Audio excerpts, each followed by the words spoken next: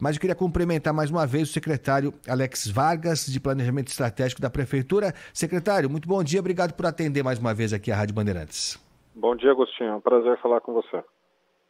Secretário, a etapa é essa agora, né? A gente teve aquela ação que, pelo que eu tenho acompanhado, ela vem se repetindo em certa medida, a ação da polícia, de dispersão dos dependentes, de prisão dos traficantes, e a etapa nova, que foi trazida ontem aqui pelo Lucas Josino, é essa da internação involuntária. Eu queria que o senhor falasse um pouco sobre isso, sobre esse processo que começou com aquela primeira ação na Praça Princesa Isabel até esse momento aqui. Já temos quantos dias desde o início dessa nova etapa, secretário? Olha, a última operação na Praça Princesa Isabel foi 11 de maio, então vamos chegar próximo aí do primeiro mês dessa operação maior na praça, né? O que nós temos, Agostinho, assim, internação involuntária, já foi me perguntado, inclusive aqui em outros programas da Band, sempre esteve no cardápio, é sempre uma possibilidade. Ela ganhou mais vulto agora, né? Ela não é nova, tá? Ela só ganhou mais destaque agora porque as pessoas estão aceitando mais, as famílias estão achando mais os seus familiares que estão com problemas ali no fluxo. Então está tendo uma maior procura por isso. Esses casos que foram listados aí pelo prefeito tal, são agora de abril e maio só. A gente tem um histórico até maior do que isso. Nós estamos pegando aí um aumento, estamos verificando um aumento da procura pela internação involuntária. Nessa internação, o médico procura a família.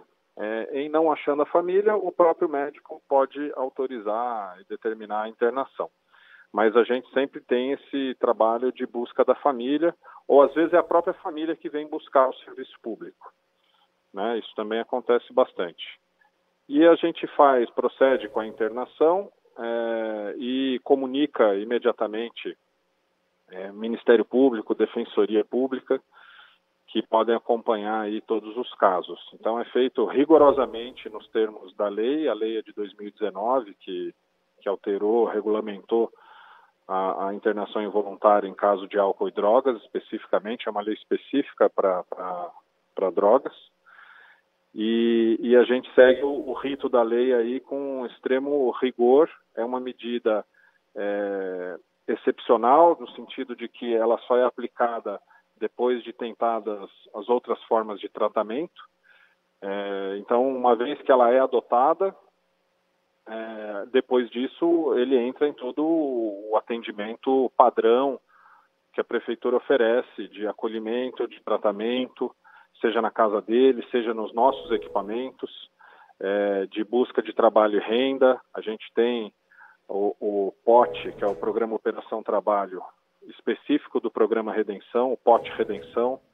Temos aí 1.000 vagas disponíveis, estamos com bastante gente aí já atuando e trabalhando e recebendo e sendo capacitado, porque mais do que dar o trabalho, a gente capacita, né, treina ele para ele ter condições de trabalhar e de buscar a sua subsistência no mercado de trabalho, independente da prefeitura no segundo momento. Então, isso é importante, porque nós acabamos de conversar, secretário, com o promotor Arthur Pinto Filho, que tem objeções, ele tem uma forma de ver diferente dessa que a prefeitura está conduzindo. Mas ele citou especificamente alguns pontos. Esse da condução do dependente depois dessa internação. Então, digamos, o dependente que está limpo, né? Ele ficou lá 1 mês, 2 meses, no máximo 3 meses internado, não é isso? E está limpo. Nesse período não fez uso de droga. E aí o que o promotor pondera, ele cita inclusive o programa Redenção. Ele cita o programa Redenção, citou agora há pouquinho, dizendo que era um bom programa e que a prefeitura, nas palavras do promotor, não está seguindo, não seguiu. E ele cobra isso, que tenha algo na sequência, uma atividade, uma condução para uma frente de trabalho, algo parecido como isso.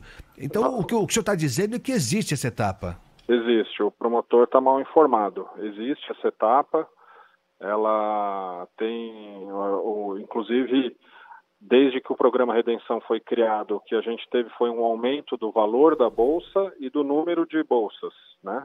Essa bolsa aí da frente de trabalho, que é o POT, o Programa Operação Trabalho. Então, ela é operativa, funciona e, inclusive, ela é mais direcionada, hoje em dia, para o maior volume que a gente tem, para as pessoas que estão no nível 3 do acolhimento terapêutico, que é a nossa rede CIAT, o CIAT 3, que são equipamentos onde a pessoa pode morar lá com a família dela, inclusive, onde a gente, além de dar o teto, quarto, cama, banheiro, dá comida e o treinamento para trabalho e a empregabilidade, trabalha a empregabilidade dele, capacita para trabalhar, põe para trabalhar, paga uma bolsa durante um tempo e ajuda ele a achar emprego no mercado normal de trabalho. Focado mais nesses usuários que já estão no estágio mais avançado do tratamento, mas também para esses que passam pela internação compulsória, involuntária, e depois eles podem ser atendidos na nossa rede normalmente. Então, só para entender, secretário, o senhor disse que essa internação involuntária, que ganhou esse espaço agora, mas pelo que eu entendi, além desses 20 e poucos que passaram por esse processo agora, se eu entendi bem do que o senhor falou, isso já aconteceu antes. Há outros, quantos, o senhor tem ideia de quantas pessoas, quantos dependentes já passaram por esse processo dessa internação involuntária? Olha, esse não é uma estratégia específica para a Cracolândia, essa é uma questão de saúde mental no município todo. Então, a rede toda de CAPS, os Centros de Atenção Psicossocial da cidade, podem proceder com a internação involuntária, sempre que o médico achar que é o caso e tiver o aval da família. Isso vem sendo praticado já há mais tempo. A única coisa que a gente vê diferente agora é um aumento na procura. E estamos dando vazão a esse atendimento, ampliando vagas para poder dar o melhor tratamento médico que for definido pelo profissional de saúde. Então é assim, pelo que diz a lei, a internação ela tem um prazo máximo de 90 dias, de 3 meses. A pessoa passa por esse processo, nessa internação involuntária, saiu. 3 meses, acontece o que com ela depois disso? Olha, aí é a trajetória de cada um, Agostinho. Tem gente que a partir daí vira uma internação voluntária, porque ele pede para continuar internado, que ele está vendo progresso e ele tem aderência ao tratamento. É muito comum que antes dos 3 meses a própria pessoa opte pela internação voluntária, daí você muda o regime de internação, mas ele permanece internado. Outros voltam para casa, para suas famílias, outros seguem outros tipos de tratamento na rede que a gente oferece, como esses que eu mencionei aqui. Então, daí a trajetória individual de cada um. Nós oferecemos continuidade do tratamento, seja na casa dele, no CAPS da região que atende a residência dele, porque o CAPS atende territórios da cidade, né? São 96 CAPS na cidade. 14 foram feitos aí recentemente, desde que o programa Redenção começou em 2017. Então, a gente fez uma ampliação grande da rede de CAPS para poder dar atendimento na casa das pessoas. Quando ele tem família para onde voltar, ele tem o seu domicílio, a gente continua dando o atendimento de saúde para tentar controlar a dependência química dele, mesmo ele morando na casa dele. E oferecemos também o acolhimento terapêutico e o POT Redenção para trabalho e renda, para todos aqueles que tiverem interesse, que for indicado, que tiver adesão a esse tipo de tratamento. Nós estamos conversando com o secretário de Planejamento Estratégico da Prefeitura, o secretário Alexis Vargas. Secretário, como o senhor disse, esse programa não é só para o pessoal da Cracolândia, né? Ele é muito maior que isso.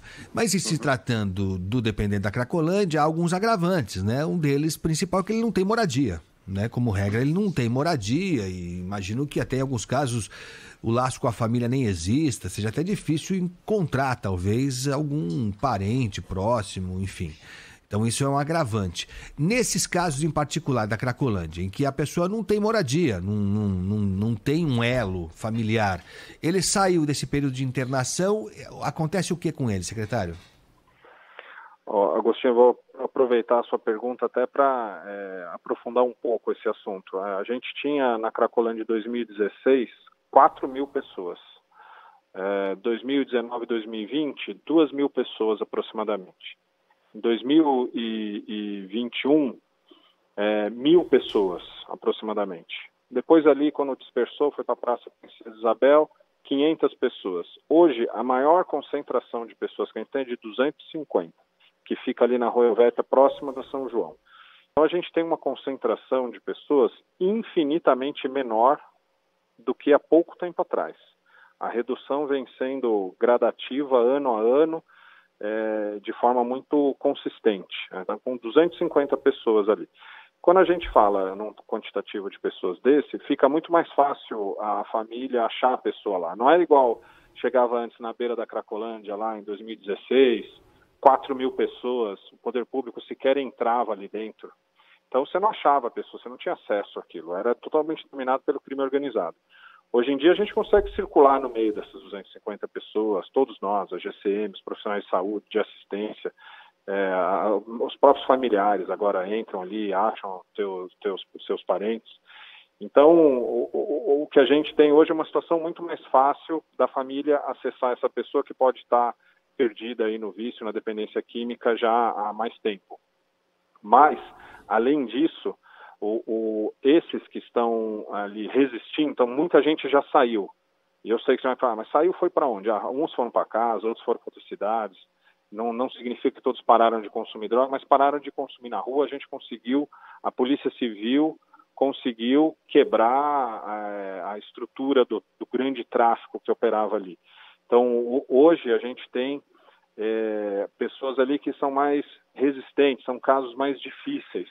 Esses provavelmente têm menos vínculo com a família, estão lá há mais tempo. Falando assim, no geral, né, Agostinho? Claro que tem gente que chegou lá na semana passada, mas são poucos. A grande maioria ali é um pessoal que já está há mais tempo ali, que já está com vínculos mais quebrados com as suas famílias mesmo, e que agora estão entrando em mais crise de abstinência. A gente teve agitações hoje, teve agitações semana passada. A questão é que está com menos droga lá, a droga está mais cara, menos disponível, e está tendo mais crises de abstinência, eles ficam mais agitados. E nesse momento que a gente também está tendo maior procura e tendo maior configuração de casos de internação involuntária. Sim. Bom, esse quadro que o senhor traça aí, desse período agora de crise de abstinência, com menos droga, mais cara e tal, essa fissura do dependente, ela torna... Bom, é trágico, é uma mazela, é uma tragédia humana, mas imagino que torne o ambiente ali mais perigoso também para o entorno, né? Para quem é comerciante ali, para quem passa ali na região, ou estou enganado, secretário? Era muito mais perigoso quando tinha uma concentração maior e uma presença tão forte do crime organizado, que realmente comandava aquela multidão de pessoas praticando toda sorte de crimes. A gente tem histórico de esquartejamento, achar carroceiro despejar pedaços de corpos no rio, que era morto ali dentro, e o poder público tinha pouco acesso. Então, hoje em dia, o que a gente tem já é uma retirada do crime organizado. Temos ali só o pequeno tráfico que realmente só alimenta esses poucos dependentes químicos mais graves. Não é mais aquele grande mercado que o microtraficante vai lá comprar droga para revender, isso não tem mais ali. Então a gente tem hoje uma situação muito mais segura do que antes. Pode parecer que não, porque quando eles se agitam e saem quebrando uma coisa ou outra, que antes o crime organizado segurava eles ali dentro e com a droga, né? Agora, sem a droga, pode parecer, mas não, é só um pouco de arruace que a GCM e a polícia conseguem controlar rapidamente. Então, temos uma situação de agitação de dependente químico, certamente um cenário muito mais seguro e tranquilo do que quando a gente tinha uma multidão comandada pelo crime organizado forte, pesado. Nós estamos conversando com o secretário Alex Vargas, de Planejamento Estratégico da Prefeitura de São Paulo. O senhor traçou um histórico de 2017, acho, né, com 4.000 dependentes ali na Elvéssia, aquela região. A gente vem vindo pelo histórico que o senhor traçou. 500 pessoas, se eu entendi bem, ali na Praça Princesa Isabel, antes da última operação, da primeira, né, dessa nova etapa, digamos assim. E agora o cálculo que a prefeitura faz é de algo em torno de 250 pessoas, nessa concentração. Então a gente está num processo, por essa análise, progressivo de extermínio, né, da Cracolândia. Por esse processo aqui, o senhor calcula que em quanto tempo nós não vamos falar mais de Cracolândia no centro de São Paulo? Não é possível dizer, Agostinho. A gente consegue comemorar as vitórias que tivemos até agora. Agora, em quanto tempo a gente consegue dar tratamento, todas essas pessoas conseguem aceitar tratamento, sair das ruas, parar de consumir droga ali na rua, não consigo te precisar o prazo. Consigo te mostrar que estamos evoluindo a passos largos. Sim. O senhor falou sobre esse acompanhamento de encaminhamento para frente de trabalho, enfim. A gente estava até citando o exemplo aqui, a Ana Paula Rodrigues trouxe a informação da Prefeitura de Chapecó. Lá a coisa está num outro estágio, digamos assim. A Prefeitura lá está fazendo internação compulsória mesmo, o que aparentemente não foi feito ainda aqui em São Paulo, pelo que se disse. Lá a decisão é da Justiça, internação compulsória. E a etapa seguinte prevê isso, um acompanhamento profissional, frente de trabalho, para os mais jovens, um acompanhamento na retomada dos estudos ou algo parecido com isso. Falando do trabalho aqui dos dependentes que saem dessa etapa de internação, secretário, eles trabalham em quê? Eles vão para onde? Há algum local em que eles fiquem? Há algum tipo de atividade? Em outros tempos nós tínhamos, né, atividades lá específicas para esse pessoal dependente. Eles são enquadrados, encaixados em que tipo de atividade, secretário? O Pote Redenção tem uma gama variável de atividades. Vão desde zeladoria urbana, cuidar dos jardins da prefeitura, das praças, a limpeza urbana, a varrição, mas tem também serviços de marcenaria, tem serviços de reciclagem, tem uma gama variada de trabalhos que são oferecidos. Eles são capacitados para exercer esses trabalhos, a gente põe eles para trabalhar, treina, põe para trabalhar, paga a bolsa durante um tempo e ajuda eles depois a achar emprego no mercado normal de trabalho. O senhor tem ideia de quantas pessoas estão hoje nessa etapa desse acompanhamento profissional por parte da Prefeitura? Tem umas 400 pessoas atualmente com a Bolsa em funcionamento. Já passaram aí pelo programa recentemente, aí, eu preciso pegar esse número exato, Agostinho, mas recentemente acho que tem um número de 800 pessoas aí que já passaram por esse programa. Tá certo. A previsão de internações involuntárias, elas devem continuar a partir do pedido, da solicitação feita pelos familiares, não é isso, secretário? E essa outra possibilidade que a lei prevê de internação compulsória, ela é levada em conta, é considerada pela Prefeitura de São Paulo ou por enquanto não? Olha, não. Deixa eu até fazer um parênteses sobre isso. A lei que cuida de saúde mental, ela põe as três possibilidades: internação voluntária, internação involuntária e internação compulsória. A compulsória é determinada pelo juiz. É uma lei geral de saúde mental. A gente tem uma lei específica de drogas, que é posterior. E foi de 2006, mas depois ela foi alterada em 2019. Nessa lei específica de drogas, só se fala em internação voluntária e involuntária. Então, nós na Prefeitura trabalhamos com esses dois caminhos. O magistrado que entender que é caso dele determinar a internação, mesmo em hipótese de droga, é uma decisão do magistrado e a gente vai acatar e vai cumprir. Não tem resistência alguma da Prefeitura a cumprir esse tipo de determinação do Poder Judiciário. O que nós trabalhamos é com o que está expresso na lei de 2019, a lei 13.840, onde o médico que decide sobre a internação, consultando sempre a família. Se na ausência da família, o médico decide sozinho. Então, você fala, mas vocês apelam para a compulsória e tal? Na verdade, não precisa, Agostinho, porque, em geral, a família está pedindo ajuda, quando é caso mesmo que precisa, ou ele já nem tem mais vínculo com a família e o médico vai decidir sem a família. Então, a gente não tem precisado apelar ao judiciário para uma internação compulsória, que seria aquela contra a vontade da família. Não temos histórico de necessidade disso acontecer. Tá certo. Secretário Alex Vargas, do Planejamento Estratégico aqui de São Paulo, da Prefeitura de São Paulo, só para encerrar essa entrevista, agradecendo de novo, mais uma vez, a sua presença aqui na Rádio Bandeirantes. O Ministério Público vai solicitar esclarecimentos, enfim, explicações do que está sendo feito, como está sendo feito. O que a Prefeitura pretende mostrar para o Ministério Público, secretário? Mostraremos com toda a tranquilidade que respeitamos estritamente os termos da legislação vigente, fornecendo o tratamento mais amplo possível para os dependentes químicos da cidade de São Paulo, com toda a tranquilidade. Secretário, muito obrigado pela atenção com a Bandeirantes. Até breve, secretário. Muito obrigado, Agostinho. Bom dia a todos. Valeu. Secretário Alex Vargas, do Planejamento Estratégico da Prefeitura de São Paulo. Então tá aí, colocamos os dois lados. Existem outros, né? Existem outros. Essa discussão está longe de estar equacionada, né? Se fosse fácil já estava feito, né? Se fosse tão simples já tinham resolvido. Então é algo que a gente precisa encontrar uma sintonia para que dessa vez dê certo e tomara que dê mesmo.